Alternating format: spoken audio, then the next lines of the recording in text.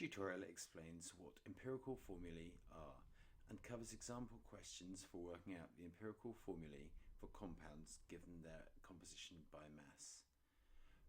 The sort of question which we will be covering in this tutorial is one such as the following.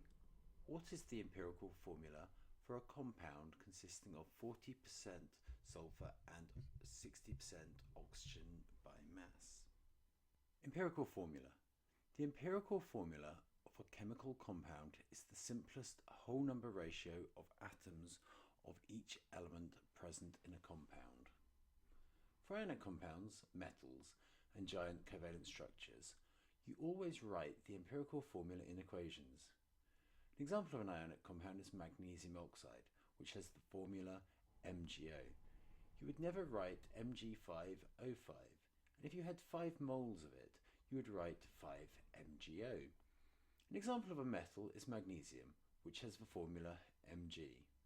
Again, you would never write Mg subscripted by some other number like Mg5, and if you did have 5 moles of magnesium, you would write 5Mg. An example of a giant covalent structure is silicon dioxide, which has the formula SiO2. For simple covalent compounds, sometimes you may be asked to write down the empirical formula. This is more just to check you understand what you're doing. For example, for hydrogen peroxide, there are 2 hydrogen atoms and 2 oxygen atoms, so the simplest whole number ratio of atoms of each element present is HO.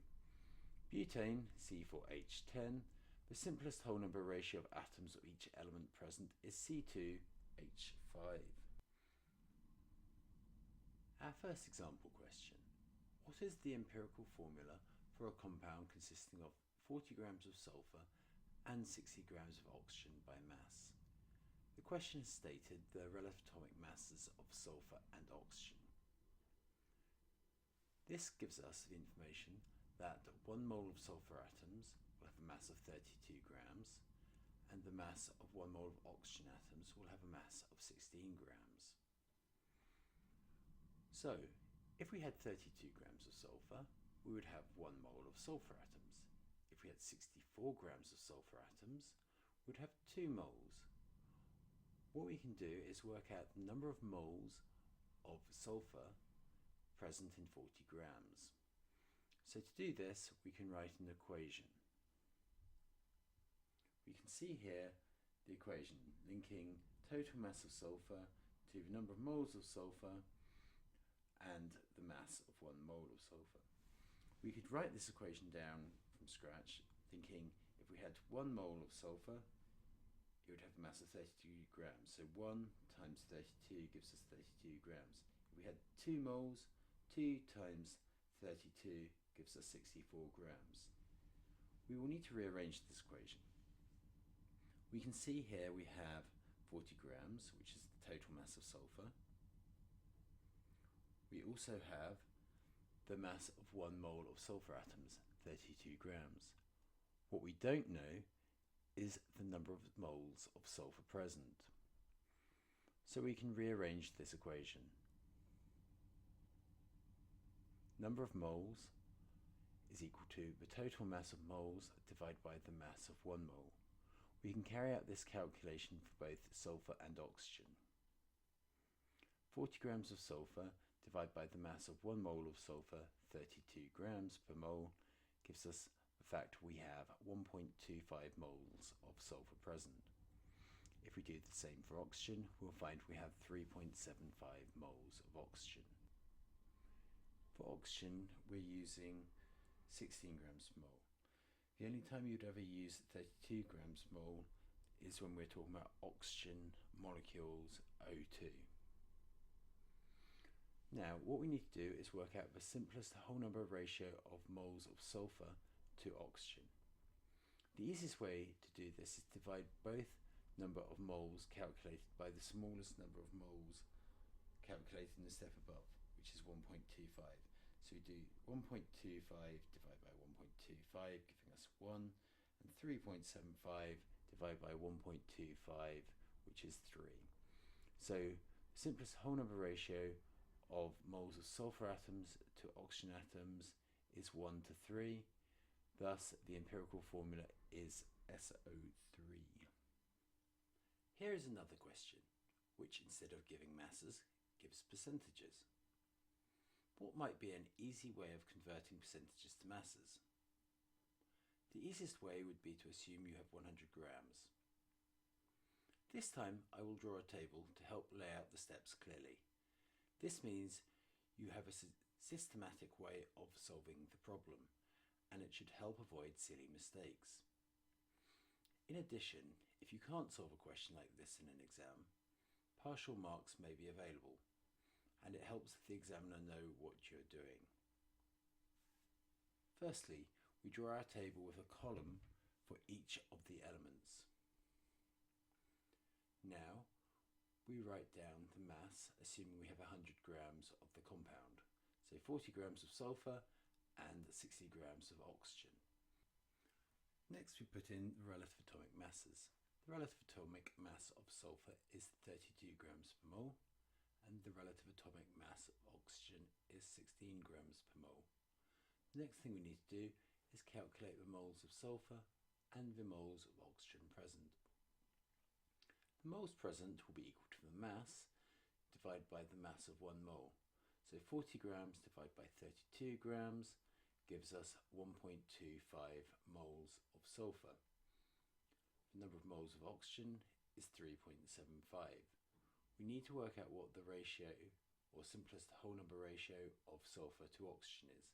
The easiest approach in this particular case is to divide both by the smallest number of moles calculated in the step above.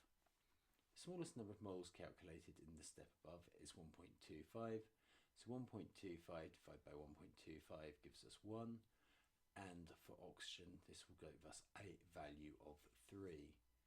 So the simplest ratio of moles of sulfur to oxygen is 1 mole of sulfur to 3 moles of oxygen. Thus, the empirical formula is SO3. Here is another question.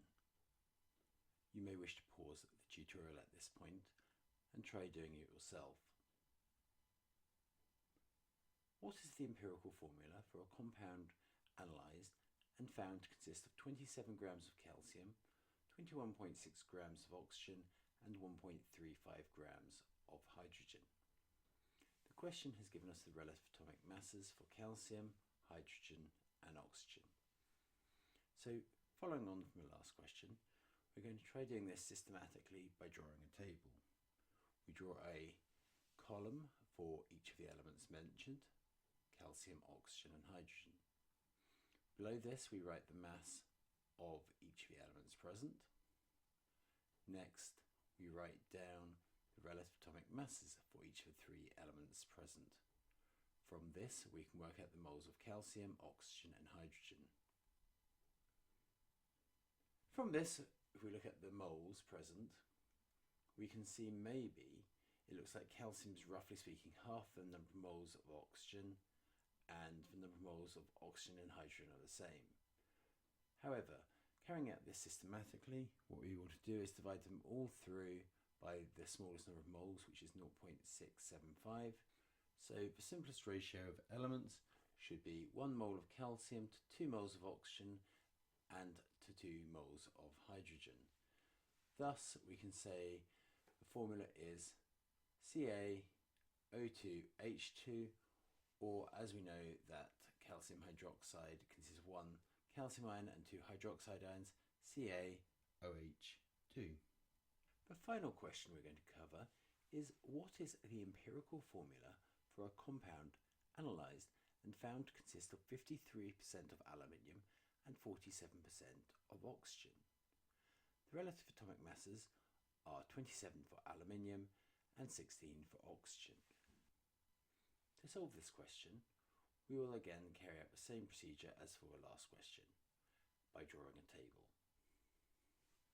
You may wish to pause this tutorial now and try solving this question on a piece of paper before pressing play and resuming.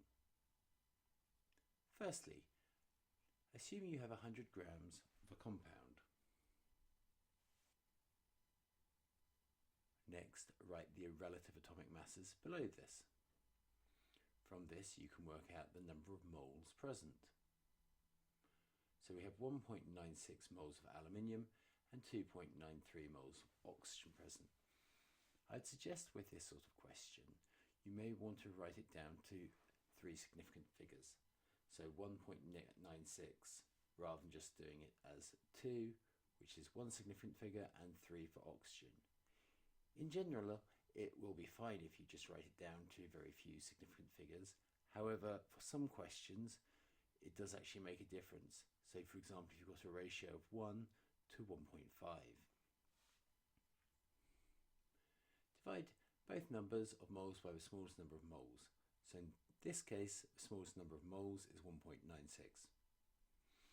Here we have a ratio of 1 to 1.496. If we want to convert it to whole numbers, we can see 1.496 is very, very close to 1.5. So we can say it's got a ratio of 1 to 1.5. If we multiply both by 2, we can see the ratio here is 2 moles of aluminium to 3 moles of oxygen. Thus, the empirical formula is Al2O3. If we think about this question and the answer it provides of Al2O3, we should check that this formula fits with what we know using our empirical table, i.e. aluminium has a valency of 3, so it forms 3 bonds, oxygen forms 2 bonds, and if you wrote the formula for aluminium oxide in general, it would be Al2O3.